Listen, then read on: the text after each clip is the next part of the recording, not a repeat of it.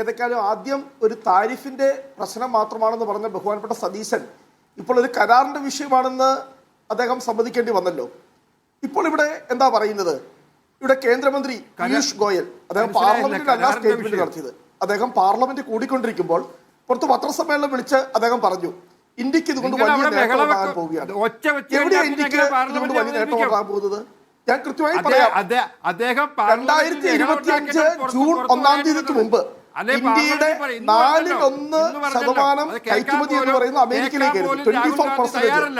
24% of the total export of India എന്ന് പറയുന്നത് അമേരിക്കയിലേക്കായിരുന്നു.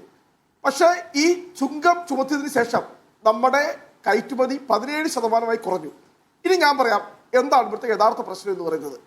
ഇന്ത്യയുടെ ഏറ്റവും വലിയ എക്സ്പോർട്ടിംഗ് എന്ന് പറയുന്നത് 1 ഇലക്ട്രോണിക്സ്, 2 ഫാർമസ്യൂട്ടിക്കൽസ്, 3 എന്ന് പറയുന്നത് IT.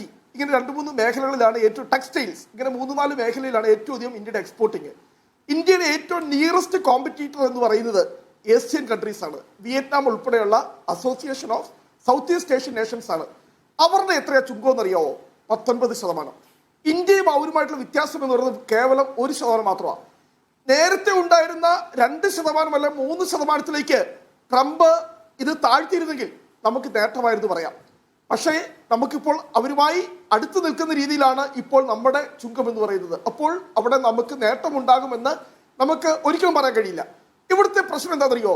ഇവിടെ കണക്കറിയാവുന്ന ആളുകൾ ഒന്ന് പറ. ഇന്ത്യയിൽ നിന്നും ഇങ്ങോട്ട് ഇറക്കുമതി ചെയ്യുന്നതിന് 0% തീരുവ, ഇന്ത്യയിൽ നിന്നും അമേരിക്കയിലേക്ക് കയറ്റുമതി ചെയ്യുന്നതിന് 18% തീരുവ. അതെങ്ങനെയാണ് ഒരു ബാലൻസ്ഡ് ട്രേഡായി മാറുന്നത്?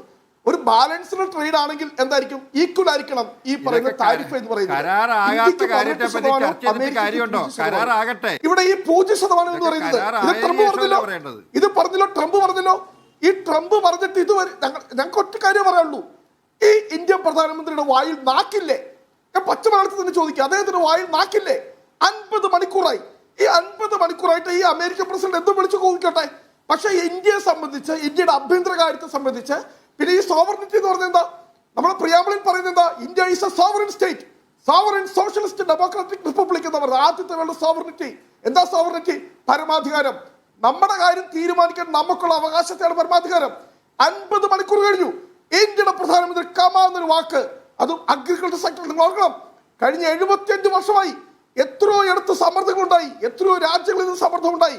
ഒരിക്കൽ പോലും നമ്മുടെ കാർഷിക വിപണി നമ്മൾ ഈ പറയുന്ന വിദേശ കുത്തകൾക്കോ വിദേശ രാജ്യങ്ങൾക്കോ ആഭ്യന്തര കുത്തകൾക്കോ നമ്മൾ തുറന്നു കൊടുത്തിട്ടില്ല. ഏതാ ആഭ്യന്തര കുത്തകൾക്ക്, സ്വകാര്യ മേഖലയ്ക്ക് പോലും നമ്മൾ തുറന്നു കൊടുത്തിട്ടില്ല. ഇന്നും നിങ്ങൾ അറിയണം, ഈ രാജ്യത്തിന്റെ 60% ആളുകൾ എൻഗേജ് ചെയ്യുന്നത് അഗ്രികൾച്ചർ സെക്ടറിലാണ്. പക്ഷെ അവരുടെ ഗ്രോത്ത് എന്ന് പറയുന്നത് ഓൺലി 4% ആണ്. GDPയുടെ 4% മാത്രമാണ് അഗ്രികൾച്ചർ സെക്ടറിന്റെ സംഭാവന.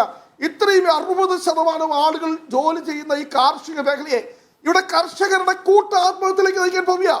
ഇന്ത്യ മഹാരാജ്യം എന്ന് പറയുന്ന കർഷകരുടെ ശവപ്പുറമായി മാറാൻ പോവുക. അത്രയും ഗുരുതരമായ ആരോപണങ്ങളുള്ള ഗൗരവതരമായ സംഗതികളുള്ള ഡീലിനെ കുറിച്ച് പ്രധാനമന്ത്രി മൗനം അവലംബിക്കുന്നതിന്റെ ചോദ്യം വളരെ പ്രധാനപ്പെട്ട ചോദ്യമാണ്.